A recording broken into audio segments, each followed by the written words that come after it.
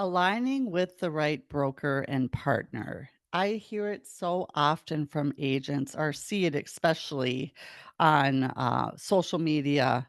Agents posting, they said they would help me, or how do you like your brokerage, or what about this one, or what about that one, and all of it.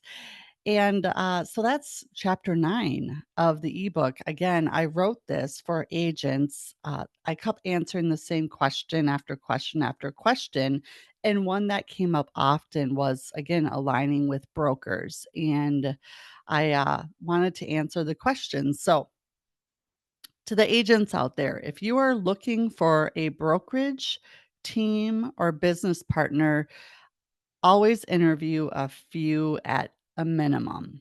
You'll want to get a good feel of what's out there. This is something I did not do in the beginning, and I believe everything happens for a reason. And I absolutely was exactly where I should have been. And yet, now, so much has changed, and there are so many different options. So, definitely interview a few at a minimum. And here are some questions to, ask and things to look for. First off, do they align with your values?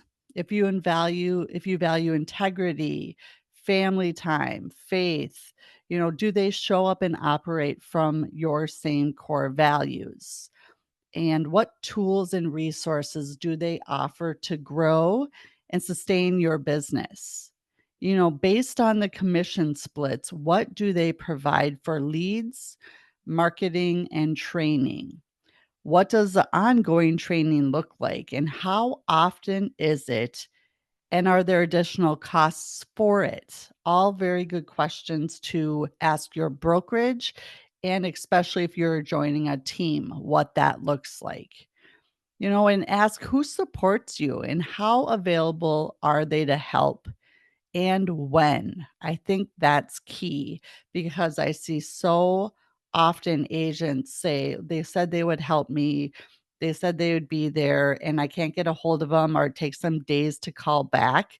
So I think having this expectation very clear, crystal clear on what you can expect and when is very useful and helpful when making a decision.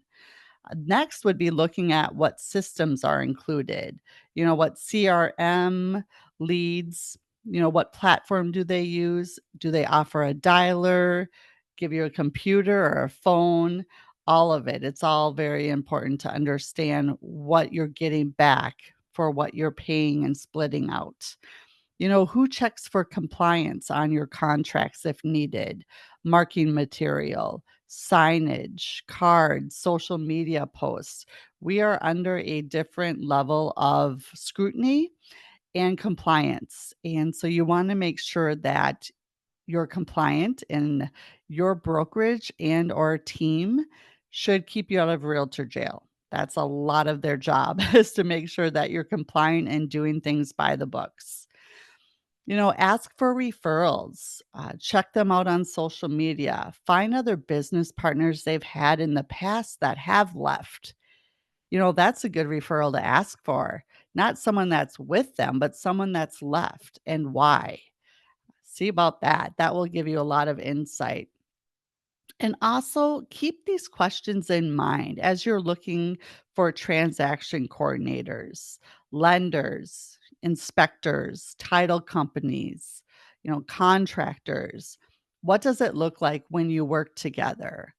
What are the expectations for communications? Tasks they have and timeframes for both you and your clients. If the answers you are getting to any of these specific questions that you are asking are in a gray area, that is a red flag.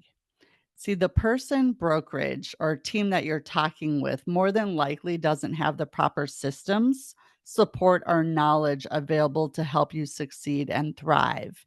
If you get answers like, oh, yes, that will come down the pipeline, or we'll talk about that later, or you're just unclear about the splits or how this works, or everything should be in writing.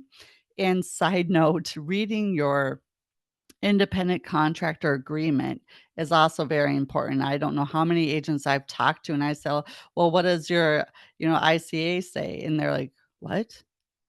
Or and I just can't even believe it. They don't even know what it is or remember signing it. So really be thinking about that as well. Um, no gray, no gray areas. It's a red flag if there are any. And based on your business and what you're looking for, you can get a list of additional questions and really good questions either by, Google, any of the AI tools out there, maybe real estate groups on social media. That's another place I see a lot of really helpful people there. They'll answer questions as well.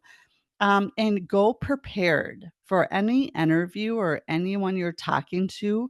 You should have a list of questions, and you're interviewing them as much as they're interviewing you, if not more.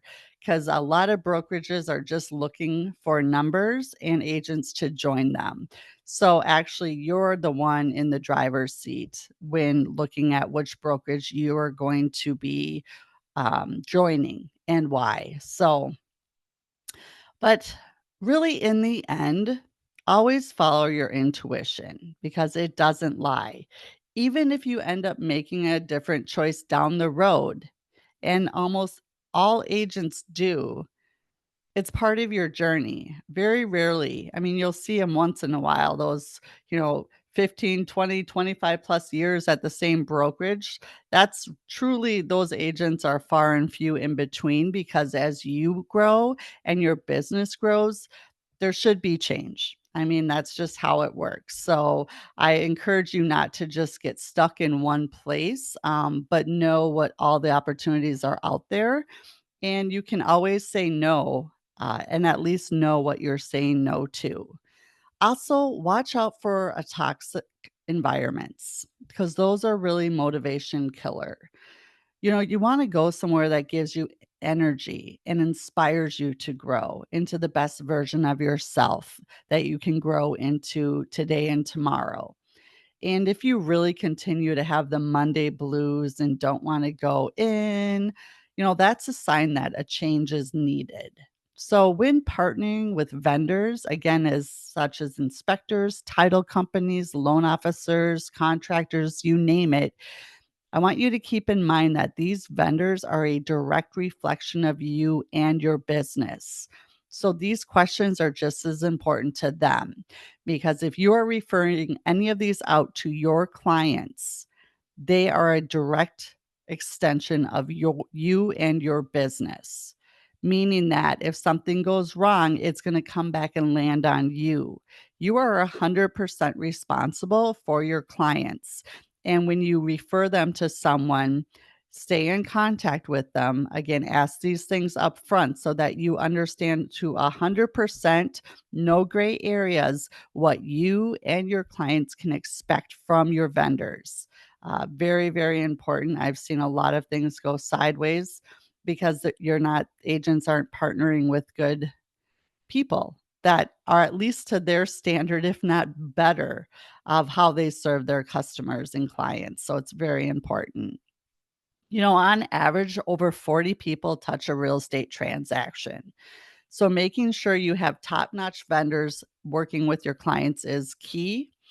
And it will also make your job and the transaction getting to the finish line a whole lot easier. So, as we're wrapping up today, think about it. I want you to take action. If you are interviewing any brokerages or business partners or team members, ask for referrals, be prepared with a list of questions. And in the end, I would say always follow your intuition. It's here for a reason, and you can make the best decision right now for you based upon the information you have in this moment.